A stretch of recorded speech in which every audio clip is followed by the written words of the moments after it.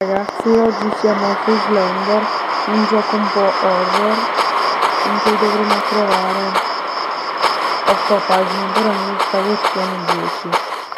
Questa è la prima volta che ci gioco.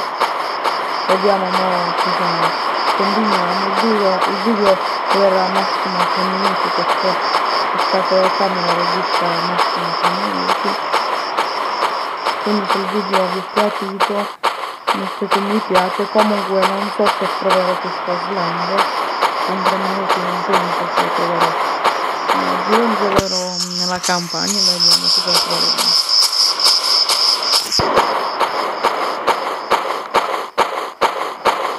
Ok, allora finora tutto tranquillo.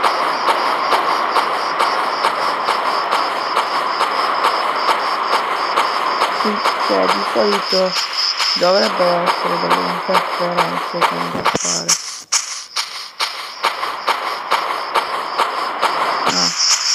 Questa versione di Slender non è nuova.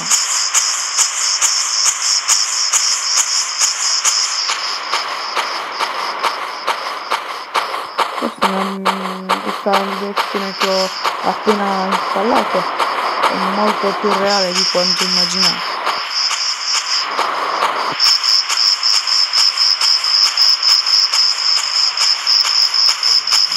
Adesso io entro in questa foresta, un bosco, non so che cosa.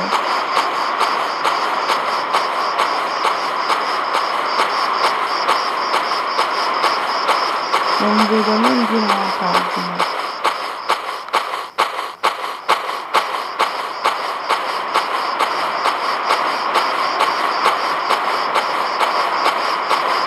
Sicuramente questo sarà il video più noioso che farò, perché proprio non si può continuare avanti così camminando. Forse farò la seconda parte.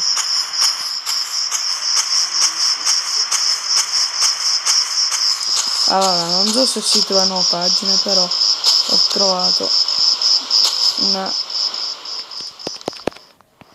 una borsa che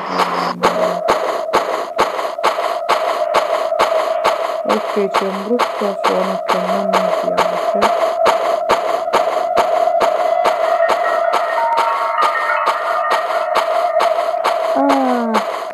Allora devo trovare le borse perché è apparso 1 su 10.